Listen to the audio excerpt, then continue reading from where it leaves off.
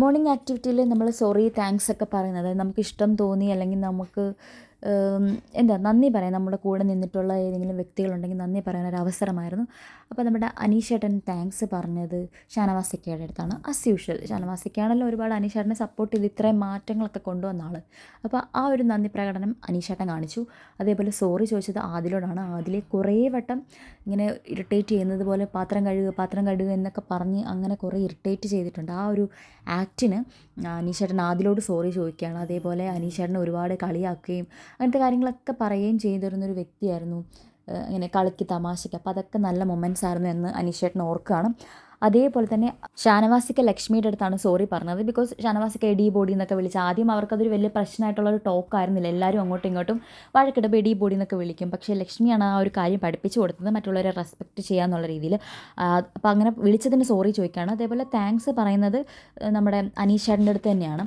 അതേപോലെ നൂറ ആദ്യമേ വന്ന് പറയുകയാണ് എനിക്ക് ആരോടും താങ്ക്സ് ഒന്നും സോറി ഒന്നും പറയാനില്ല എന്ന് പറയുന്നു. പിന്നെ എനിക്ക് താങ്ക്സ് പറയാനുള്ളത് ആദിലോടാണെന്ന് പറയുമ്പം എല്ലാവരോടും പറയണം, അങ്ങനെ ആദിലയുടെ അടുത്ത് പറയരുത്, വേറെ ആരുടെ അടുത്തെങ്കിലും പറയുമെന്ന് പറയുമ്പം ശൈത്യയുടെ അടുത്താണ്. നമ്മൾ ഡൗൺ ആയി നിന്ന സമയത്തൊക്കെ ശൈത്യ വന്ന് സംസാരിച്ചു. പിന്നെ സോറി ചോദിക്കാനുള്ളത് ശാരിക ചേച്ചിയുടെ അടുത്താണ്. കഴിഞ്ഞ ദിവസത്തെ ഫൈറ്റിൽ കുറേ കാര്യങ്ങളൊക്കെ ശാരിക ചേച്ചിയുടെ അടുത്ത് പറയേണ്ടി വന്നു. അപ്പോൾ അതിന് സോറി ചോദിക്കുന്നു. അതിനുശേഷം നെവിൻ വന്നിട്ട് സോറി ചോദിക്കുന്നത് അനുമോളുടെ അടുത്തും ഷാനവാസിക്കയുടെ അടുത്തുമാണ്. ആ ചെയ്തൊരു ആക്ടിനാണ് അവൻ സോറി ചോദിച്ചത്. ഷാനവാസിക്ക ഇടിച്ചിട്ട് ഷാനവാസിക്ക താഴെ വീണത്. അപ്പം എന്താ പറയുക, ഒരു മോള് വരെ അത്രയും നന്നായിട്ട് നെവിൻ്റെ അടുത്ത് ഇടപെട്ട് വന്ന സമയത്തൊക്കെ. അപ്പോൾ അത് കാണുമ്പോൾ മോൾക്ക് എന്തോരം സങ്കടം ഉണ്ടായി കാണും. എന്നെ ഒരുപാട് ഇഷ്ടമായിരുന്നു മോൾക്ക് എന്നുള്ള രീതിയിലൊക്കെ നെവിൻ പറയുകയാണ്. അതിനുശേഷം അനുമോളോട് ചെയ്തൊരു ആക്ട്, അങ്ങോട്ടും ഇങ്ങോട്ടും അവർ വഴക്കുണ്ടാക്കിയിട്ടുണ്ട്, പ്രശ്നങ്ങൾ ഉണ്ടാക്കിയിട്ടുണ്ട്, മാനിപ്പുലേറ്റഡ് ആയിട്ടുണ്ട്, ഇറിറ്റേറ്റഡ് ആയിട്ടുണ്ട്. അപ്പം ആ ഒരു പ്രശ്ന സമയത്തും വേണമെങ്കിൽ കൺട്രോൾ ചെയ്യാമായിരുന്ന ഒരു ആക്റ്റായിരുന്നു വെള്ളം കോരി ഒഴിച്ചത്.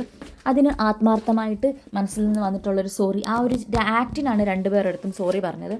അതിനുശേഷം അക്ബർ വന്നിട്ട് നമ്മളെ താങ്ക്സ് പറയുന്നത് ആര്യൻ്റെ അടുത്താണ്. കാരണം ഇവിടെ അപ്പാനിയുടെ അടുത്ത് ആദ്യം പറഞ്ഞു, പക്ഷെ അപ്പാനി പോയ ശേഷം ഒറ്റപ്പെടൽ ഒരുപാട് അനുഭവിച്ച സമയത്ത് ഏറ്റവും കൂടുതൽ തന്നെ സപ്പോർട്ട് ചെയ്തൊരു വ്യക്തി എന്ന് പറയുന്നത് ആര്യനായിരുന്നു. അപ്പം ആര്യനെ വിളിച്ച് ഹഗ്ഗൊക്കെ ചെയ്യുന്നുണ്ട്. അതേപോലെ സോറി ചോദിച്ചത് ശാരികയോടായിരുന്നു. ശാരികേൻ്റെ അടുത്ത് കുറേ രീതിയിൽ ഇറിറ്റേറ്റ് ചെയ്തു, മീൻസ് അങ്ങനെ കുറേ സംസാരിക്കേണ്ടി വന്നിട്ടുണ്ട്. അപ്പം ശാരിക ഒരു പാവമായിരുന്നു ഉള്ളിൻ്റെ ഉള്ളിൽ, അത് മനസ്സിലാക്കാതെ അന്ന് കുറേ സംസാരിച്ചു.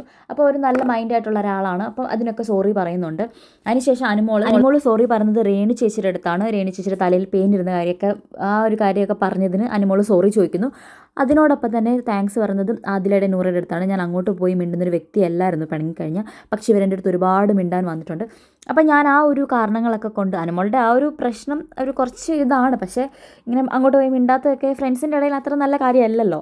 പക്ഷേ ആ ഒരു ഇത് അനുമോള് പറയുകയാണ്, ഞാൻ അവരുടെ അടുത്ത് സോറി ചോദിക്കുന്നു എന്നുള്ള രീതി. പക്ഷേ ആദിലയുടെ നൂറയുടെ അടുത്ത് മിണ്ടരുതെന്നാണ് എൻ്റെ അഭിപ്രായം. അത് വേറെ കാര്യം. അവരുടെ അടുത്ത് മിണ്ടിക്കഴിഞ്ഞാൽ ഇതുപോലത്തെ കട്ട ഫ്രോഡ് ഫ്രണ്ട്സിനെ വേറെ കിട്ടാനില്ല അനുമോൾക്ക്. അപ്പോൾ അനുമോൾ അതൊക്കെയാണ് പറയുന്നത്. അപ്പോൾ ഇങ്ങനെയൊക്കെയായിരുന്നു ഇന്ന് മോർണിംഗ് ആക്ടിവിറ്റിയിൽ സംഭവിച്ചത്.